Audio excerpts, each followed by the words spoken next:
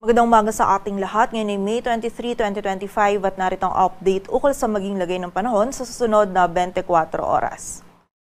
May kita natin ngayon dito sa ating satellite animation itong mga kaulapan sa bahagi ng Mindanao. Kung saan ito po mga kaulapan na ito ay dulot ng Intertropical Convergence Zone or ITCZ. At itong ITCZ nga po yung patuloy pa rin magdudulot ng mga pag-ulan dito sa malaking bahagi ng Mindanao. And ayon sa ating latest analysis, ito po mga pag-ulan nito ay magpapatuloy pa rin hanggang sa mga susunod na araw. Kaya doble ingat pa rin po para sa mga kababayan natin dito sa area ng Mindanao sa pa rin ng mga pagbaha at pagguho ng lupa. Samantala, ang ridge of high pressure area naman na yung maabot or nakakaapekto dito sa bahagi ng extreme northern Luzon kung saan maaliwalas naman po na panahon yung dala nito dito sa area ng Batanes at Babuyan Islands. And sa nalalabing bahagi naman ng ating bansa ay easterlies pa rin o yung mainit na hangin mula sa dagat Pasipiko yung nakakaapekto kung saan magdadala pa rin ito ng mainit na panahon lalong-lalo na sa tanghali at meron pa rin tayong posibilidad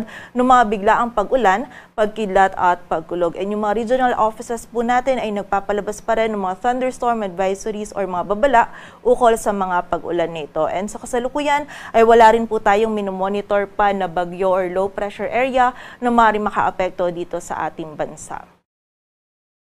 At para nga sa maging lagi ng panahon ngayong araw ng Biyernes, maliwalas na panahon yung mararanasan dito sa bahagi ng Batanes at Babuyan Islands. Dulot po ito ng ridge ng high pressure area. Samantala, dito naman sa buong bahagi ng Luzon kasama na dyan ng Metro Manila ay patuloy pa rin magiging bahagyang maulap hanggang sa maulap yung ating kalangitan. May kainitan pa rin po yung panahon natin lalong-lalo na sa tanghali at pagsapit naman ng hapon at gabi ay meron tayong mararanasan ng mga biglaang pag-ulan, pagkidlat at pagkulog na dulot ng easterly. So kapag po tayo lalabas, huwag pa rin natin kalilimutan yung mga pananggalang natin sa direktang init ng araw and also sa mga biglaang pag-ulan. Agwad ang temperatura dito sa Metro Manila ay mula 25 to 35 degrees Celsius. Sa Baguio ay 16 to 26 degrees Celsius. Sa Lawag ay 26 to 34. Samantala yung maximum temperature naman sa Tagaytay at Legazpi ay maaring umabot hanggang 33 degrees Celsius. At sa Tuguegarao naman ay 38 degrees Celsius. Samantala dito naman sa bahagi ng Visayas at Mindanao, maulan pa rin na panahon yung mararanasan dito sa buong bahagi ng Mindanao, dulot po ito ng ITCZ. And mga malalakas pa rin po na pag-ulan yung mararanasan natin ngayon hanggang bukas, lalong-lalo na dito sa area ng Zamboanga Peninsula, Barm, Sorsogon, maging sa bahagi din ng Davao Region at ilang bahagi pa ng Northern Mindanao. Kaya muli po, doble ingat pa rin para sa ating mga kababayan sa banta ng mga pagbaha at pagguho ng lupa and also makipag-ugnayan din po tayo sa ating mga LGU para sa aksyon na kailangan natin gawin para sa ating kaligtasan. Samantala, dito naman sa bahagi ng Palawan, maging sa buong bahagi ng Visayas ay meron tayong mararanasan lamang ng mga biglaang pag-ulan, pagkidlat at pagkulog. And during severe thunderstorms, posible pa rin po tayo makaranas ng makatamtaman hanggang sa mga malalakas na pag-ulan na maaari pa rin magdulot ng mga pagbaha at pagguho ng lupa, kaya pag-iingat pa rin para sa ating mga kababayan. Agwat ng temperatura sa Iloilo ay mula 25 to 34 degrees Celsius. Samantala yung maximum temperature naman sa Kalayaan Islands, Puerto Princesa, Cebu, Tacloban, maging sa area din ng Zamboanga ay maaaring umabot hanggang 32 degrees Celsius.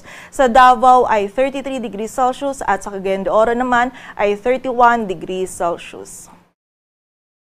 At para naman sa ating heat index or yung damang init, dito sa bahagi ng Metro Manila yung forecast heat index natin ay maaaring umabot hanggang 40 to 42 degrees Celsius. Samantala naman yung highest heat index forecast natin ay 46 degrees Celsius dito sa bahagi ng Apari, Cagayan. At may kita nga po natin dito sa ating heat index forecast map na malaking area pa rin ng Luzon at Visayas yung posible pong makaranas ng heat index na maaring umabot sa danger level.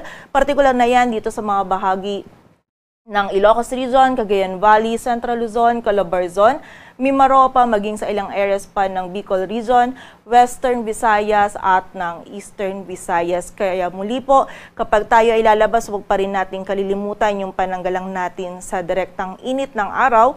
Hanggat maaari ay limitahan lamang po natin yung ating mga outdoor activities Kung hindi naman po maiiwasan ay ugaliin din po natin yung pag-inom ng tubig upang maiwasan po natin yung panganib na maaring idulot ng init ng panahon sa ating kalusugan. At para naman sa lagay ng dagat baybayin ng ating bansa, wala po tayong nakataas na gale warning.